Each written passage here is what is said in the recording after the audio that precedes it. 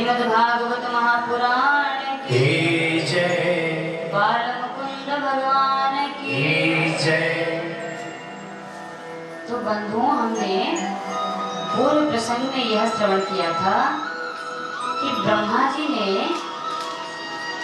भगवान श्री कृष्ण को अपने सखाओं का झूठा भोजन खाते हुए देख आशंका में पड़ गए और भगवान श्री कृष्ण के ग्वाल बाल सब सखाओं को ब्रह्मा जी अपने लोक में जाके छिपा दिए। अब भगवान श्री कृष्ण ने जब दिव्य दृष्टि से देखा तो अरे, यह तो ब्रह्मा का ही हरकत है। अब इसको, इन ब्रह्मा को जो है अपनी गलती का एहसास तो कराना ही पड़ेगा। इस प्रकार विचार कर भगवान श्री कृष्ण ने उनके जितने भी सखाओं को ब्रह्मा जी ने छिपा रखा था ना बंधुओं, वो सब सखाओं के जैसा ही स्वरूप बना के खुद का स्वरूप बना लिया और जितने भी सखा थे उन सभी सखाओं के वैसे ही वैसे रूप, परंतु उनमें भगवान प्रवेश कर गए।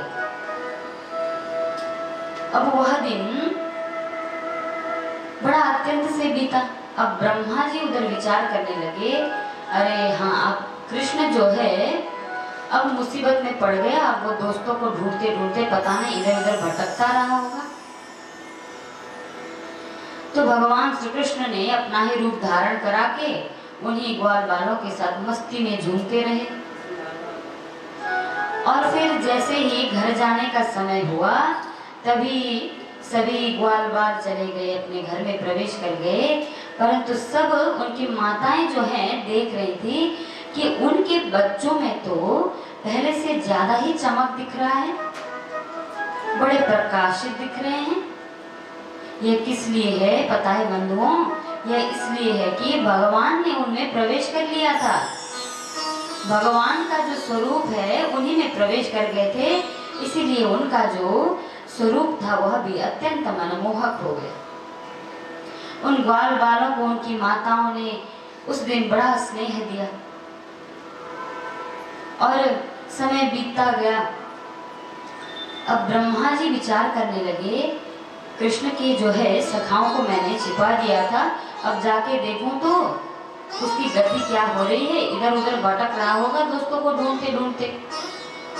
तब ब्रह्मा जी जाके देखते हैं कि जिन जिन सखाओं को छिपाया गया था वही वही स्वरूप वाले सखा भगवान श्री कृष्ण के साथ तो विहार कर रहे हैं, गौओं को चरा रहे हैं।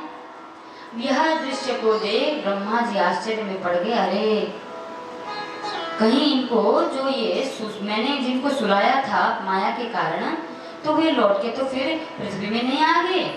फिर वे तुरंत जाते हैं ऊपर में, देखते हैं सब मनमोहक होके सो रहे हैं। तो उन्होंने ब्रह्मा जी को लगा, अरे ये तो सामान्य मनुष्य नहीं है, यह प्रमाणित हो गया कि यही परम पुरुष परमात्मा है जिनमें सभी चीजों को करने की सामर्थ्य है।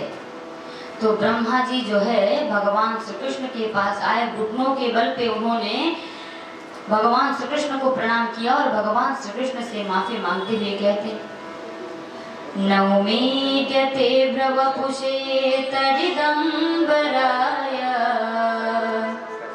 गुञ्जावतं सपरिपिच्छल सन्मुखाय वन्यस्त्रजे कवलवेत्र विषाणवेणो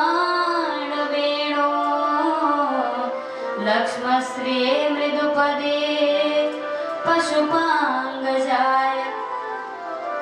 हे परम पुरुष परमात्मा, मुझसे गलती हो गई, मुझे क्षमा कर दीजिए।